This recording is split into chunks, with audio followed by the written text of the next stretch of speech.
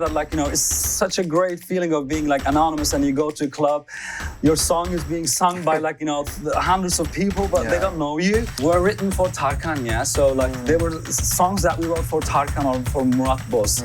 So at the time I was like, yeah, why not? I just want to be like Tarkan, you know. Throughout this whole like last 10 years, people start to write, like, you know, more reserved and conservative lyrics and everything. So I'm pushing myself very hard to say, let's say, just say sevişmek. Now economy is gone. The last resort is, like, you know, let's fight against homosexuality, LGBT.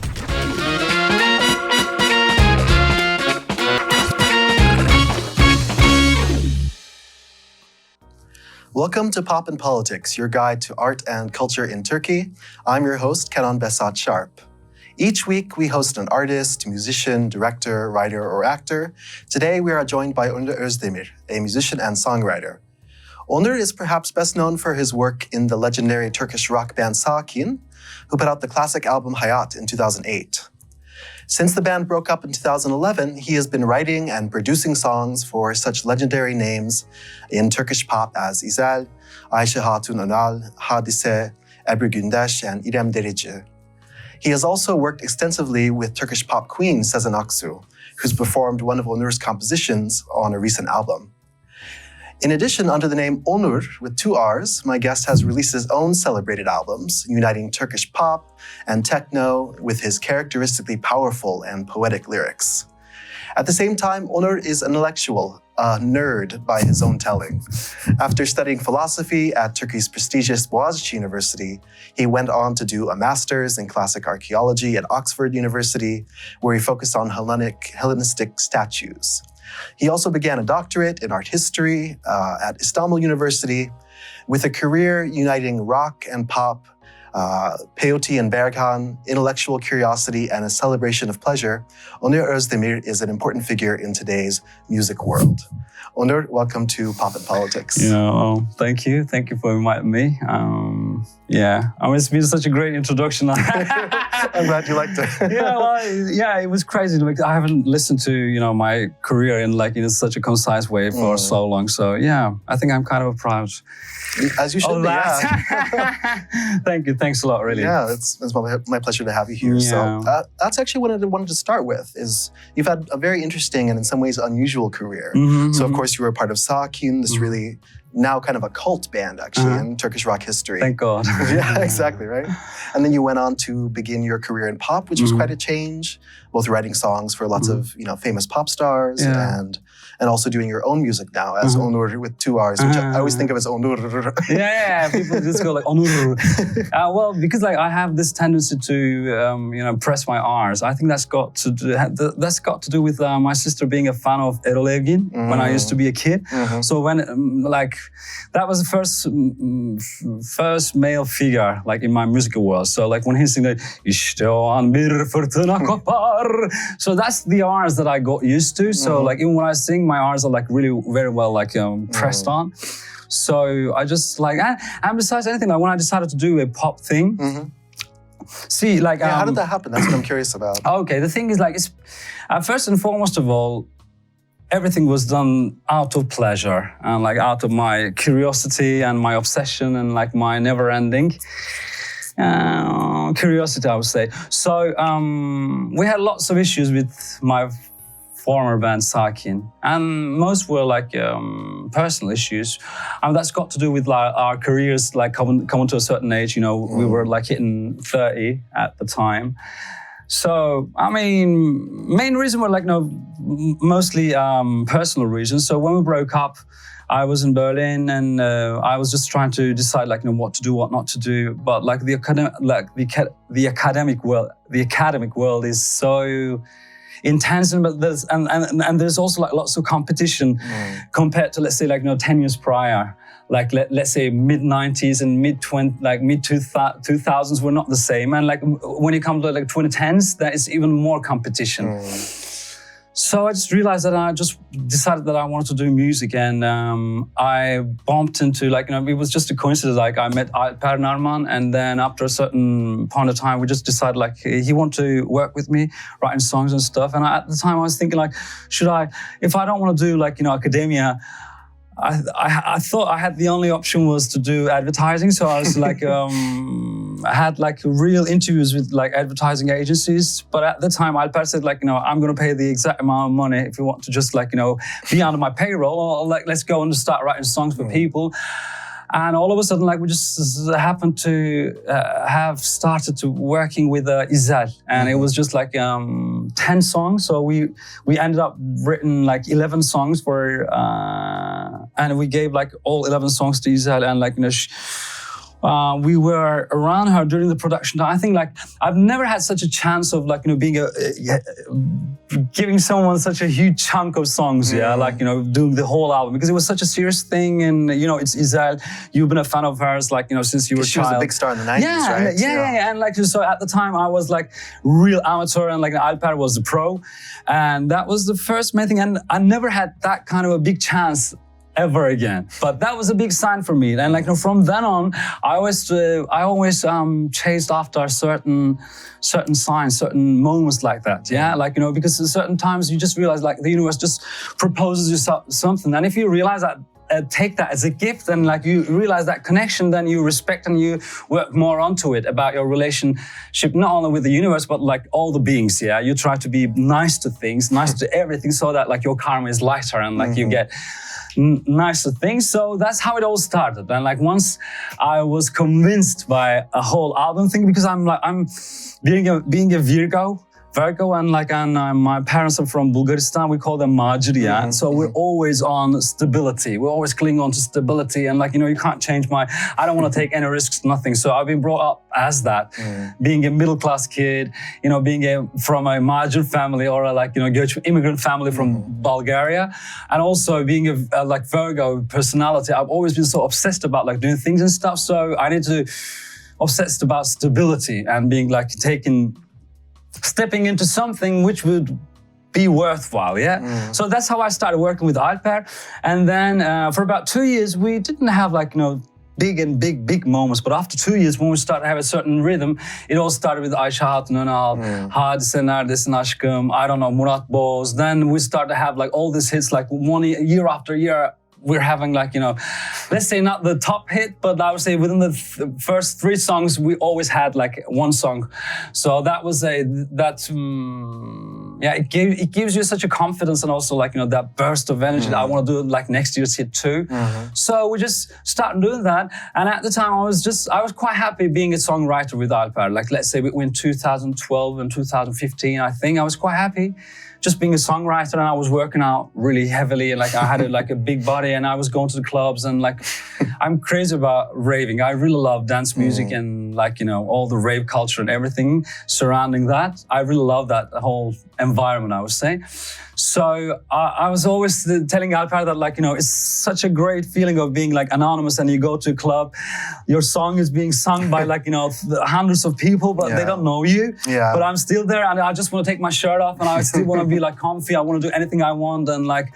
But after a certain point of time, Sony wanted to do some. I mean, there came a point, not just with Sony, with Ozan Çolakol and everything, different projects just like merged. At one point, I needed to release something, and at the time, I thought like, what can I do? I don't want to release like Onur, because like I'm not Tarkan or Sezen Aksu. Who the hell? Who the F I am? Like just to say like Onur, like with just plain as a name. So I thought like let's add another R.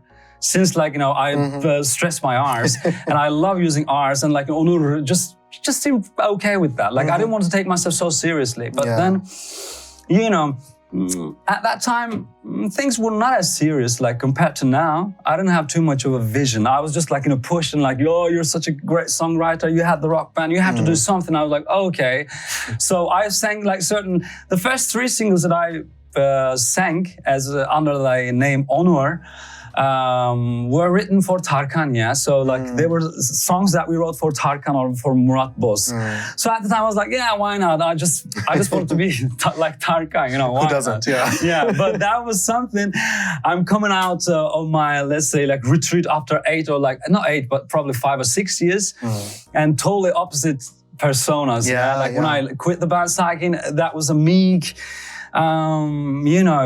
that was a meek boy, you know, who was just trying to make points about life, about himself. Whereas, like, you know, when I came out, like, as Onur and everything, it was like well-established body, well-established personality, well-established everything. And so, yeah, I've been lynched a lot during that time. Yeah. I wanted to ask about that, actually, because, you know, for a lot of people, it seemed like a really radical departure. You're part of this rock band that's really loved and appreciated.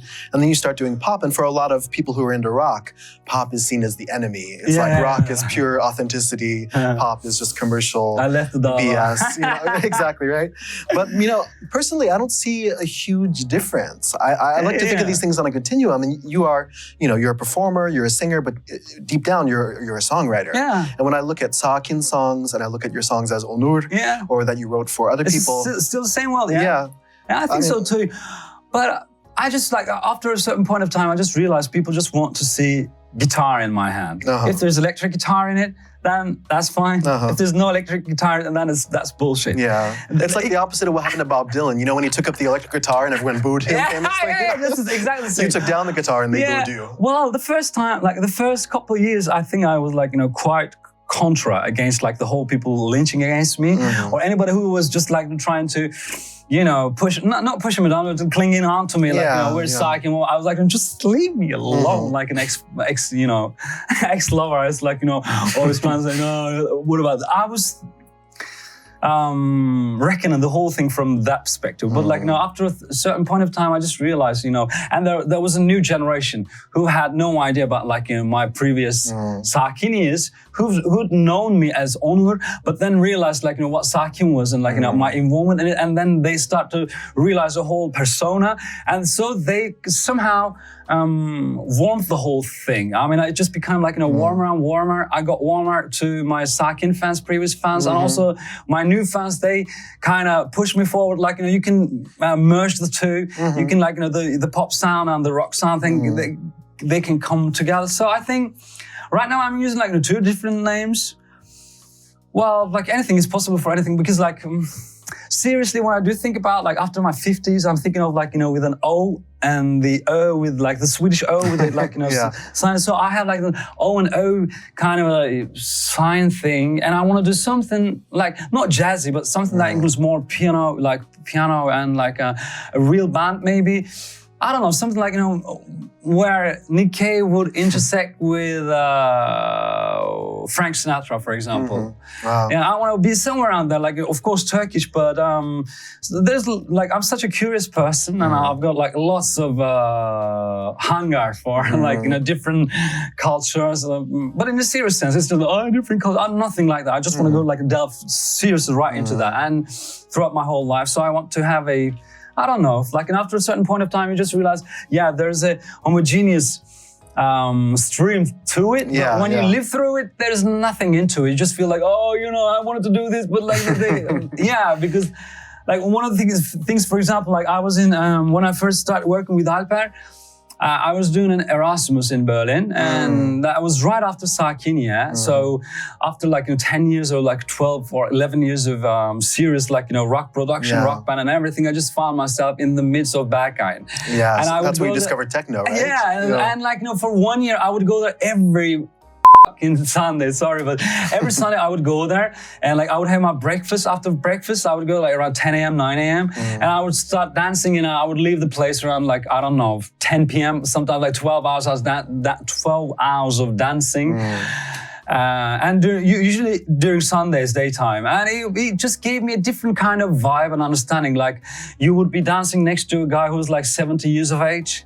Okay, and he would be like, we're holding. It was just, like, repetition. There's always this repetition about techno music. So I think that just gave me a different kind of idea about that whole idea of repetition, that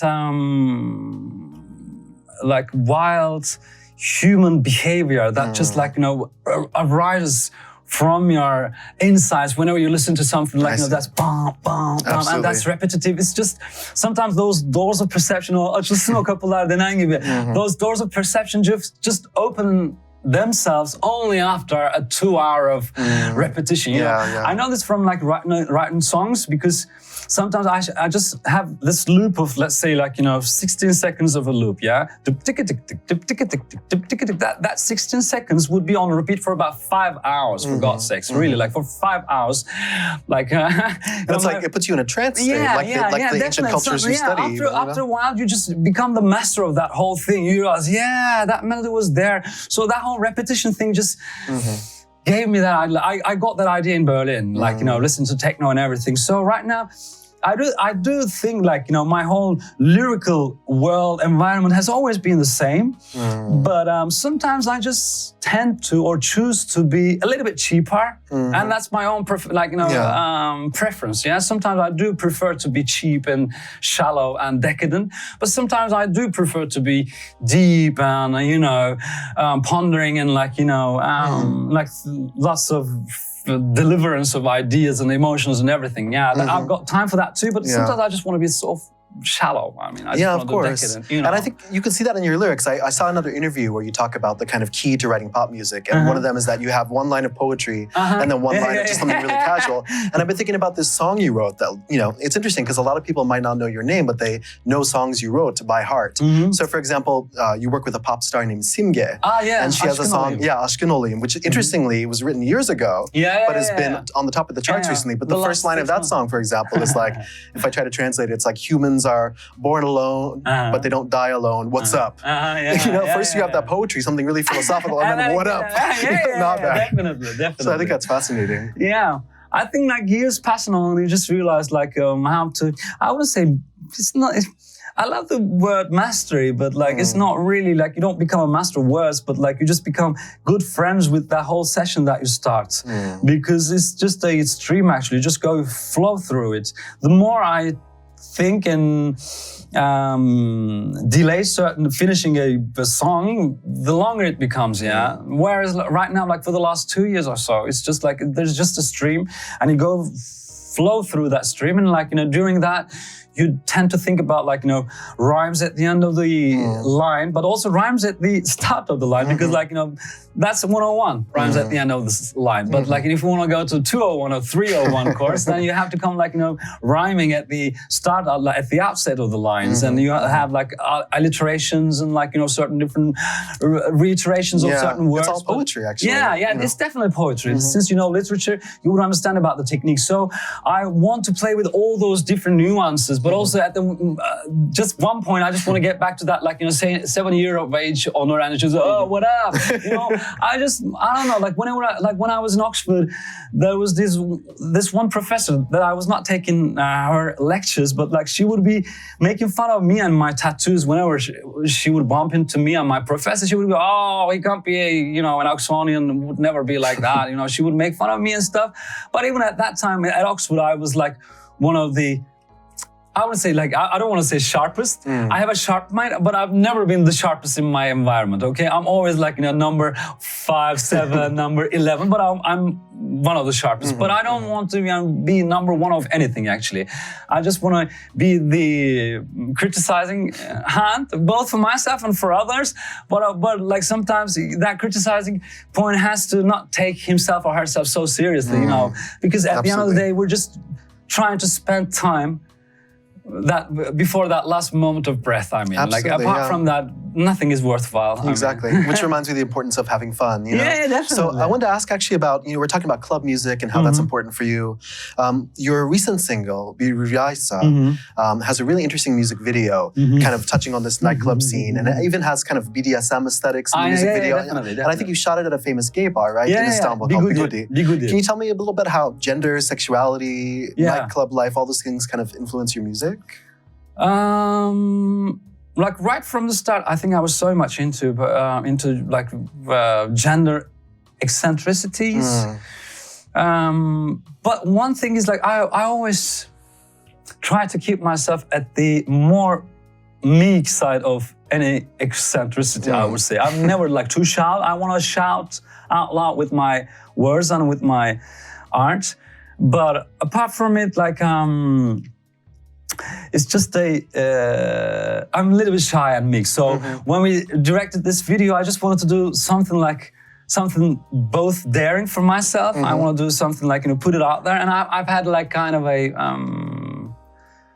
I would say like, yeah, why not? Like kind of a slight depression during during the pandemic. So I just want to get rid of it and want to have a glorified moment when I look back, you know, that was the end of pandemics and like, you know, I did this video. So when we wrote the song, I had this like passion, rush of blood to the head and any other parts of the body and all that lust and everything. So I wanted to do something.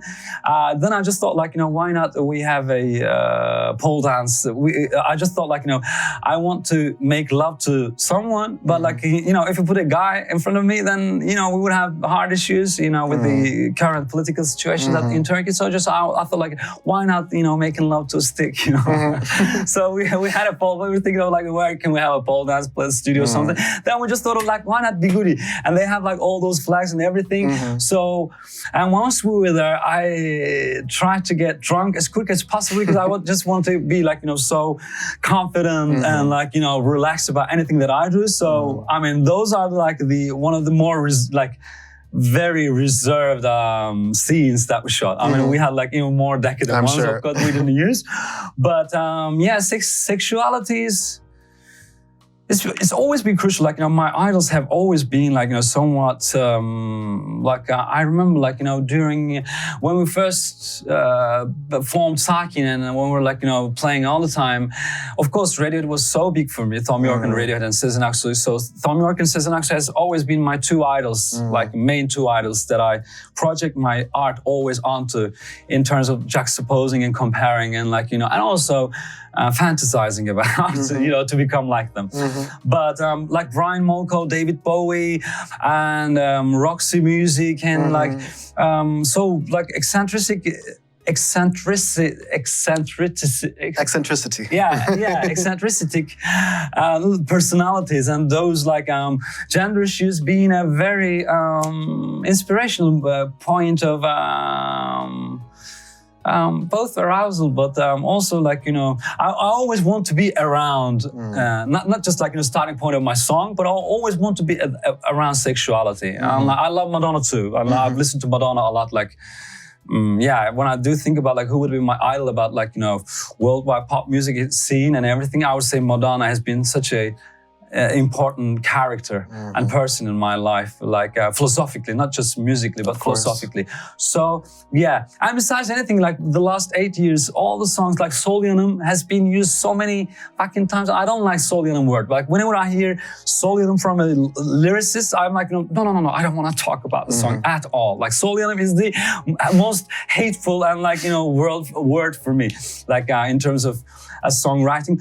So because lyrics have started to become so reserved and like so, you know, about internal issues and everything. I see that like, but with the rise of all this arabesque and arabesque rap, and there's this like such a macho and masculine language, especially within hip hop, but also throughout this whole like last 10 years, people start to write like, you know, more reserved and conservative lyrics and everything. Yeah. So I'm pushing myself very hard to say, let's say, just saying Sevişmek, for example. It becomes very important for me to use in any song of mine, for example, to say Sevişmek, Yiyişmek, Yalaşmak. I don't know, God knows what it is. Yeah, I just want to remind people Sevişmek is a nice thing and we can use it in a lyric in a word. I mean, like... Definitely. Yeah, I'm curious about that actually. So, you know, we all know how tough things have gotten for musicians and for art and culture in Turkey today. You know, all throughout the summer, there's been concerts that are banned. There's been conservative backlash. Even the pop singer Gülşen was arrested. What effect do you think this has on music? Like, is some of the meekness and the fear about speaking openly related to the kind of political pressures? I think... Like, apart from the core 20% voters, I think the rest 80% is we're all shocked about what's going on. Like, what's being done to Gülşen, the protests. And I'm like, when I first saw the protests, and probably even before, I've heard like about the protests in Fatih. Like, the anti-LGBT protests. I don't even want to name it, but like, I've heard about it and I saw it and I was like, you know, I don't want to even protest this thing because like, you know, this is Turkey. I mean, we have a different culture. This is not Hungary. This is not Poland. This was the last resort that they can cling on to in terms of like, you know, strengthening their position. You know, now economy is gone. the last resort is like, let's fight against homosexuality, LGBT. Yeah, it worked in Hungary and Poland, yes, of course, but like it's not going to work in Turkey because this is Turkey. I mean, I don't want to go into history. I mean, I wouldn't, and in some other place and realm, I would give like my explanation for this, what I mean by this is Turkey. Yeah.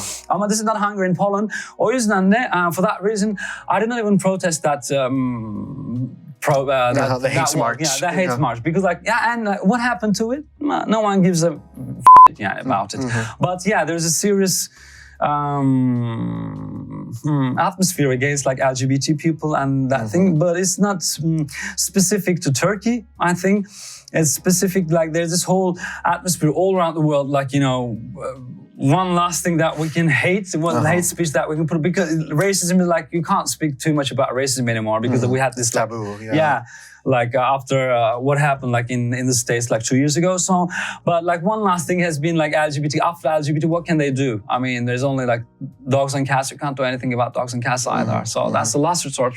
Yeah. So they're desperate. Yeah, they're so desperate. So it shows that they're going so downfall. Like, they're almost like, before their bottom hits, like before they hit the bottom. So if this is their last resort, it means that they're almost done. So if they're almost done, I don't give a about like, even to talk about it. But yeah, I see that whole thing. So I try to, the thing is I try to convince as many people as possible in my own personal life about these issues, okay? I try to tell them, show them that nobody's an enemy, no one's and I've done so many revolutions and so many battles in my own personal life. And I've won most of them. I've won most of them. Not lost, no, I won. Most of them victorious. So that's possible. And once again, I'm saying like this is Turkey. I mean, we're such an LGBT-friendly culture. We've been like that for so long. So yeah, fingers crossed for next year's elections. Hopefully, everything will change and we'll have like big concerts, big shows, big parties and everything, big studies, big universities, big researchers, big everything. Big everything, so much. Definitely. So speaking of, you said you were talking about what Turkey is like. I'm really curious about the Turkey and the Istanbul of your college years. So you moved here, I think, in 1999. And this was like this, in some ways, golden age for rock music. You have local bands like Mor ve Ötesi putting out their own music in Turkish. You have the bar and venue Peyote, which is really important. What was Beyoğlu and Istanbul like in that period? Well, when you were beginning music? There were some like rock bars that you can go to, but it was mostly like cover bands, okay? So I remember like, if I don't get it wrong, I don't want to get it wrong. I think there was Bronx on Miss Sokak. Was it Miss Sokak? What was the name of the movie theater, the cinema that Emek? Emek Cinemas, So on that street they would have a punk club. Later they moved it to the end of the street, and they had a Bronx. So whenever you went to Emek Street to Bronx, they would have like one night Gripin, the other night they would have Josephine, the other night it would go Deniz someone. I forgot the name, Kung Fu or something. And they would always be playing Britpop songs, like latest Britpop, like Blur, Radiohead, Pulp, and, they were just doing covers. Yeah, Supergirl, that kind of stuff, like Pixies and all that. But we started off as writing our own songs, because like my idol was like, Harun Tekin, Mor ve Ötesi, and David Bowie and Brian Molko and Tom York. So when we first started Sakin, it was like our fourth, I think it was like mine and like the guitar player Özdemir, we were friends, we were the same age. So it was our 4th month, I think, we formed Sakin. And when we formed it, like when we had the studio session, we had, we start writing songs on logo. We start working on songs that we wrote beforehand. So like we always wanted to push our songs forward, not any cover songs. So we would go, let's say like, from 2000 to 2003, we tried our best to go to like, we would go to Bronx, for example. We want to do like, can we play here? And they're like, oh, which cover songs do you play? We're like, we don't play any cover songs. Oh, sorry, you can't play here. But they're like, no cover songs. You have to play cover. You can have just 3. Like, if you have 20 songs of cover songs, you would have only 3 of your own songs. I was like, But that really broke down later, right? You have bands like Duman doing original music. Peyote broke that down. Okay. Because like up until that moment, like, I know Zakkum in Ankara, but Gripin in Istanbul, and Josefina, all the bands were just cover bands. Really, like all those. And when Peyote started, and it was the second Peyote actually. The first Peyote was in, I think, Imam Adnan Sokak. And this was 98 till 2001. It was really small place, just as big as this. Yeah, and Morvetis used to play there. I remember listening to Duman at one point there, and Babazula replicas. But it was open just for 2 years. So between 2001 and 2004, Babylon was the main attraction for, like, you know, real original music. Apart from that, it was just like, you know, cover rock bars and places. When Babylon became a thing, yeah, then Peyote reopened second time. When they reopened, this time, Morvetis replicas, their former bands were so big, so this time they wanted newer bands. And we were like, you know, 4 or 5 year old band at the time. So we were like, nah, we want to play. So they would have Ayuka and some other bands too, like, you know, some bands which turned out to be at least bigger names than they were like in the past. Yeah, a lot of the names you're saying are really legendary bands in rock music. So when Peyote reopened second time, Ayuka, and there were a couple other names too, we were the main band. So every week it became bigger and crowdier. So like at one point, I think like 2008, right before the release of our album, because we worked so hard on our album, like for about 3-4 years, we worked on the same songs. We did a pre-production process. We listened to it. Yeah, that's great. So we played the same stuff on that pre-production process. So we actually recorded 3 albums, the same album 3 times. So yeah, but like our last shows in Peyote were so crowded. It was like, you know, cramped with people, and like, you know, so those were great days. Like, you know, that's how Peyote actually pushed.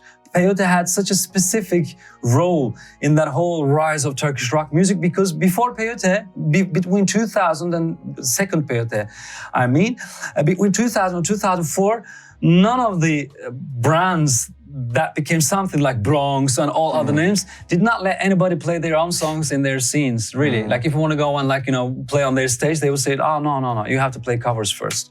So yeah, we would always look at like Gripin and all other bands like, oh, they're playing covers. We don't want to play covers. Like we would always like envying and like, you know, being jealous of them. But yeah, geçmiş zaman olur ki. Yeah, definitely. Things really transformed after that, of course. Yeah. So last of all, we're running out of time, but I think you're working on a new album, right? And I wanted to ask about what that project is like. Your last album, Ağlak Disko, was a really, really fascinating album for me. A lot of fun, uniting the techno sound with the very poetic lyrics. What can we expect with this new project? Well, this time I'm still like, it's still through the same storyline.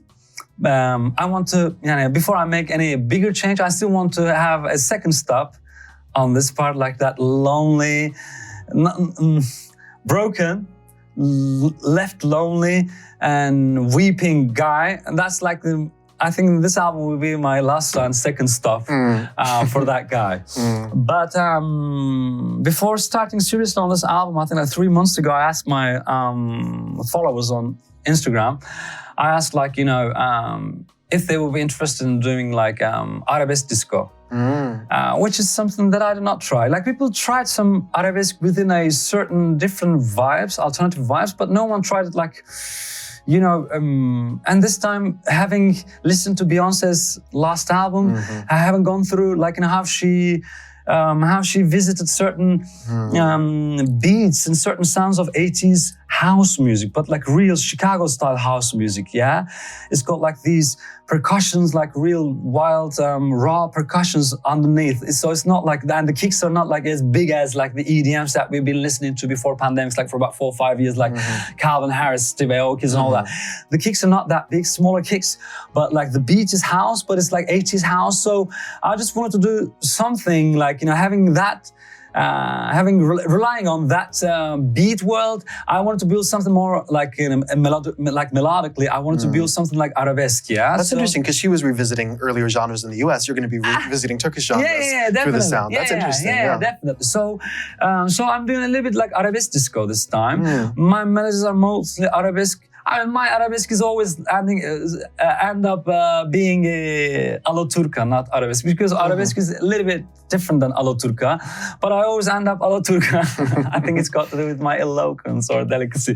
But so yeah, it's mostly like, really arabesque songs, and yeah, I've gone through like, certain different versions of house music, and I've got like a couple R&B songs. Yeah, it's still very personal, but this time more daring, and yeah. And I hopefully after like, I think I'll be releasing that in January. So that'll be my pop album with my Onur name, double R's. But I think in March, I'll be releasing a rock album with my Onur Özdemir name. Wonderful. Because I have a band now, and our project is called Sakin Tribute. So with that band, we recorded an album from the songs that we play, which have not been in any album of Sakin beforehand. Yeah. They were demos in the past, and they were always like demos on YouTube and somewhere. But now we just played them, recorded them, like, in professional, like, real live studios. But I just want to finish my pop album, and then want to add certain instrumentations on top of that rock album. I just don't want to put like a plain rock album, but because Hayat was, as I said, like, I was thinking of like doing that, just recording this Sakin tribute thing and releasing it without touching too many stuff. But having realized we re-recorded Hayat with Sakin almost 3 times, and it took 3 years, I just thought like, no, I just want to work on it and just spend some time with the recording. So I just want to finish the whole editing and everything from that studio. Like a Duman album, you listen to the Duman album, it's plain. You listen to the guitars there, and like, well, whereas I have that, and then like, when I have that, I'm going to add certain, like, maybe strings, certain different instrumentation, maybe chanting something. Then I will be finished with my rock album, and hopefully I'll be releasing that in March. So that's my promise to my listeners. That's exciting. So you're keeping both your personalities alive at the same time. That's great. I don't want to, for both, for both the type of listeners. Great. Yeah. Well, thanks so much for coming on the show today. It was a real pleasure to chat with you. It's been such a great opportunity for me to talk so much about my, both career and also my plans, and also speaking English, like, about my plans. So absolutely, thanks a lot. Yeah. Thanks for coming. Take care. Bye. You've been watching Pop and Politics. Today we hosted Onur Özdemir to discuss his career spanning rock and pop music, his work as a songwriter for some of Turkish pop's biggest names, and his views on changes in Turkey's musical and cultural scene over the last decades. Thanks for watching, and we'll see you next week for more discussion of pop and politics in Turkey.